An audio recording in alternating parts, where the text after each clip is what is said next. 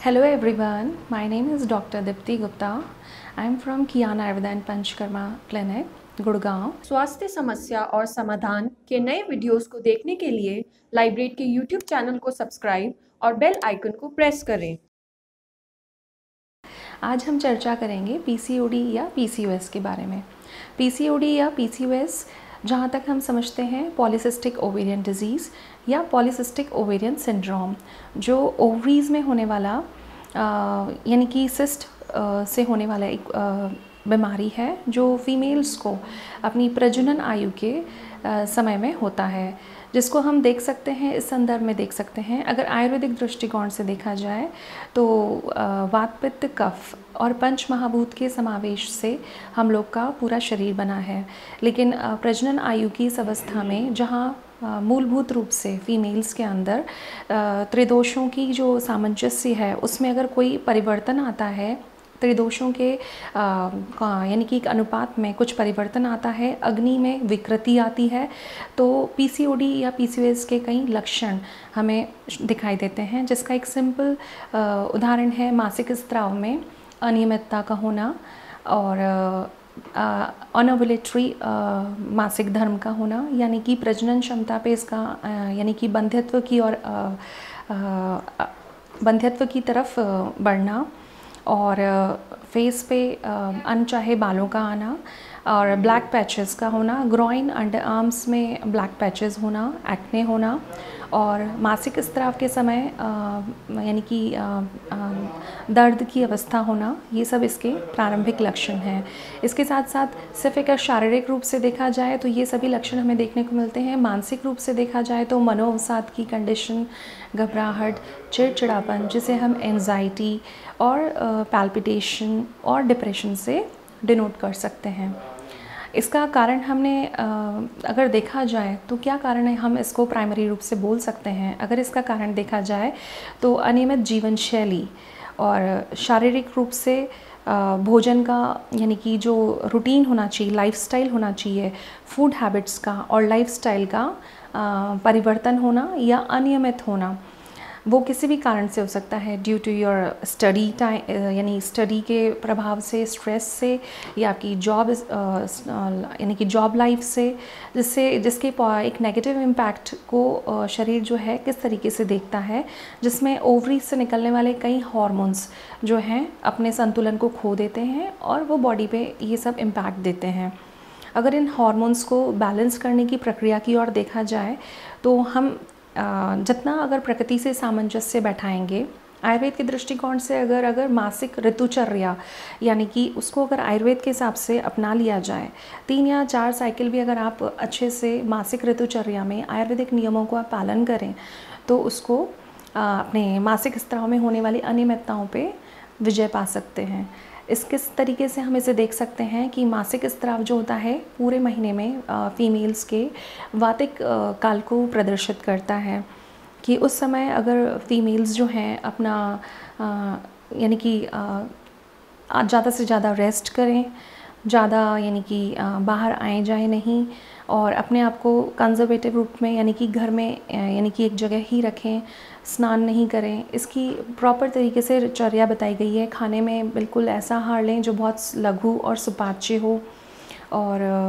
बाहर घूमे ना। इस तरह के अगर हम इस चर्या को अपनाएंगे तो मासिक ऋतुचर्या को, तो हम देखते हैं कि हम इसमें काफ़ी बैलेंस ला सकते हैं।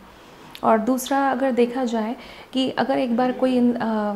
लड़की या फीमेल अगर पीसीओडी से या पीसीओएस से ग्रस्त हो जाती है, जो कि आजकल बहुत ही कॉमन है, कॉलेज गोइंग गर्ल्स से स्टार्ट होकर के यानी कि मैरिड कपल्स में भी प्रजनन क्षमता की कमी को पाया जाना इसका एक प्रमुख कारण है, जिससे ग्रसित होकर के वो लोग आते हैं। या इसके प्रारंभिक अवस्था में जब मासिक स्राव में अनियमितता आने लगती है यंग एज में ही, तो कई बार जो होता है बाहर से हमें रासायनिक रूप से हार्मोन्स को यानी कि हार्मोनल ट्रीटमेंट लेना पड़ता है उसको बैलेंस करने के लिए। अगर आयुर्वेदिक दृष्टिकोण से देखा जाए तो आहार के कुछ नियमों को बदल के मासिक ऋतुचर्या के समय आयुर्वेदिक नियमों को अपना करके और जीवन शैली को थोड़ा सा बदलाव करके, यानी कि जैसे रात में देर रात तक जगना या भोजन को अनियमित रूप से ग्रहण करना रूटीन में, जैसे कि आपका एक रूटीन होता है कि ब्रेकफास्ट करना है, लंच करना है, डिनर करना है, उनके अनियमित रूप से करना, या ऐसे पदार्थों को ज़्यादा सेवन करना जिससे शरीर में वात का प्रकोप हो, और इस तरह के यानी कि खट्टे पदार्थों का सेवन करना, तो तले हुए चीज़ों का सेवन करना, बहुत तरीके से जंक फूड, कोल्ड ड्रिंक्स, इनका सेवन करना, ये भी एक कारण है जिससे कि ये प्रोवोक होता है।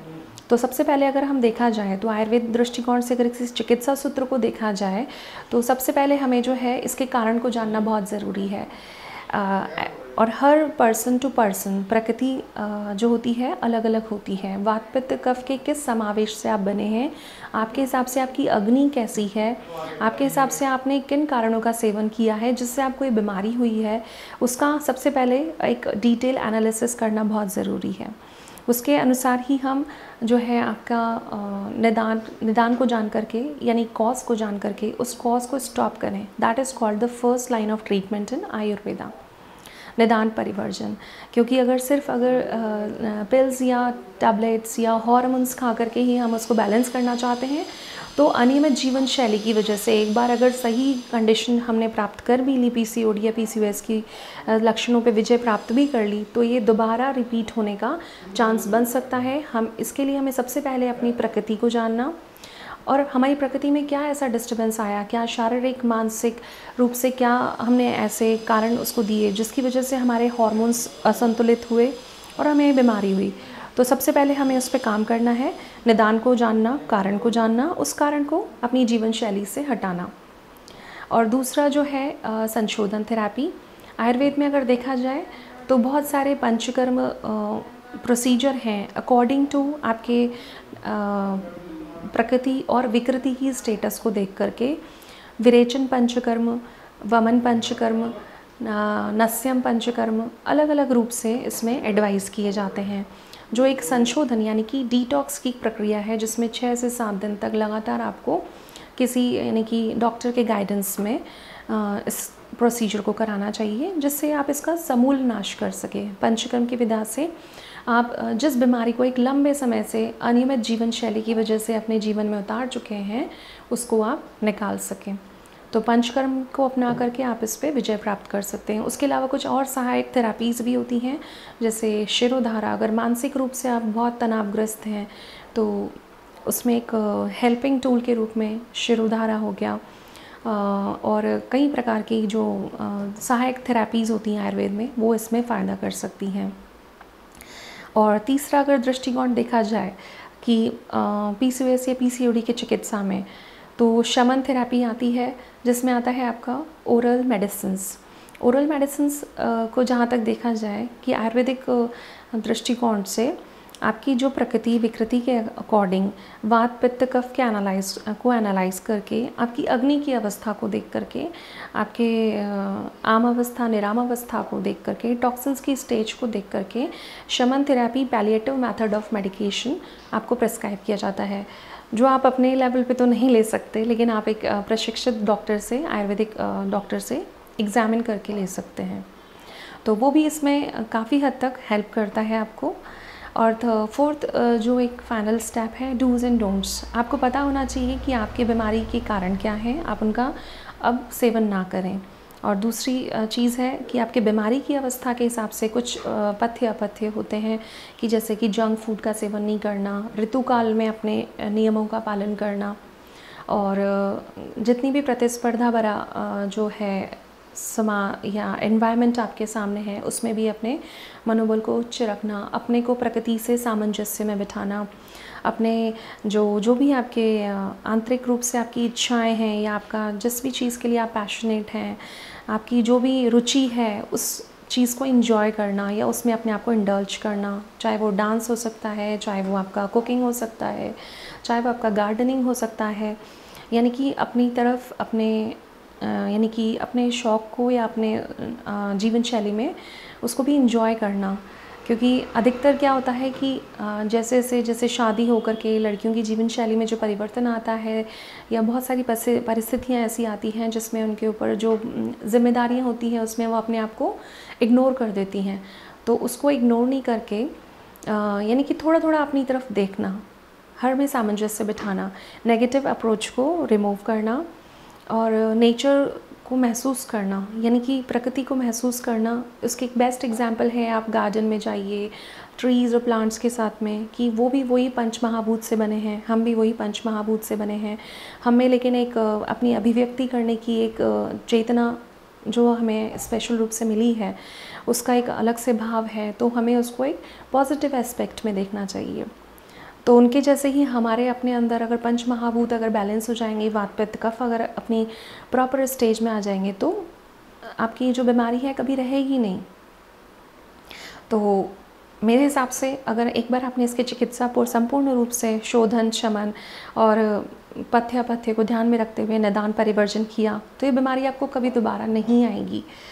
ये जो, क्योंकि बीमारी नहीं है, बीमारी का कई सारे लक्षणों का एक समूह है, जिसको आगे बढ़कर अगर देखा जाए तो डायबिटीज़ में, ओबेसिटी में और डिप्रेशन, एंजाइटी, इनमें कन्वर्ट होने में टाइम नहीं लगता। तो अगर इसका जितनी जल्दी हो सके मासिक धर्म की अनियमितता के स्टार्ट होने से लेकर के, अगर इसको मासिक धर्म में होने वाले पेन को, उसमें होने वाले स्त्राव को देखिए, अगर उसमें कुछ आपको यानी कि कुछ अलग सा दिख रहा है, तो आप अपने करीबी जो भी आयुर्वेदिक डॉक्टर हैं उनसे कंसल्ट करके आपकी प्रकृति के हिसाब से, आपकी विकृति के हिसाब से, आपकी अग्नि के हिसाब से आप अपना जो है ट्रीटमेंट प्लान कर सकते हैं। और इसी हिसाब से जो भी आपका रुचि है उसको, यानी कि मानसिक रूप से अगर देखा जाए तो जितना इन्वॉल्वमेंट आप, जितना पॉजिटिव अप्रोच रख करके अपनी तरफ, खुद की तरफ देखना स्टार्ट करेंगे। और कुछ लोगों का इंटरेस्ट होता है वर्कआउट्स करने में, किसी का योग करने में इंटरेस्ट होता है, किसी का मेडिटेशन में, तो अपनी रुचि के हिसाब से अगर आप योग को अपनी जीवन शैली का एक पार्ट बना लेंगे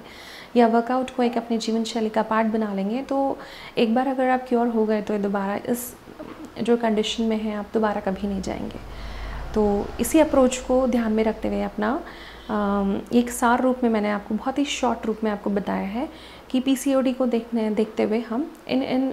कारण को जानने के बाद में अपनी अगर शैली को परिवर्तित कर दें और अपनी जो भी प्रॉब्लम्स एग्रवेट हुई हैं, किसी को एक्ने होता है, किसी को अनवांटेड हेयर्स होता है, किसी को ओबेसिटी, किसी को डायबिटीज़ डेवलप हो जाता है, किसी को वेट लॉस, किसी को वेट गेन होता है, तो उस कंडीशन को अपने डॉक्टर से डिस्कस करके आप उसकी एक पॉजिटिव अप्रोच ले सकते हैं। इसके अलावा बहुत सारी आयुर्वेदिक औषधियाँ हैं जो इसमें बहुत अच्छा रोल प्ले करती हैं। जितने भी चाय, कॉफ़ी, इनको छोड़ करके प्राकृतिक रूप से जो पेय पाए जाते हैं, हर्बल पेय पाए जाते हैं, आप उनको अपनाइए। डिटॉक्सिफायर जो बहुत अच्छे किसी डॉक्टर्स की से पूछ करके ही आप अपने जो है डिटॉक्स कुछ ले सकते हैं, जिससे आपका क्लेंजिंग होता रहे नियमित रूप से। अगर आपकी गाड़ी, जैसे गाड़ी की सर्विसिंग आप रेगुलर रूप में करवाते हैं, अगर आप अपने शरीर को उस रूप में देखेंगे, उसे कंप्यूटर की तरह नहीं देखेंगे, उसे एक पंच महाभूत के समावेश के रूप में देखेंगे,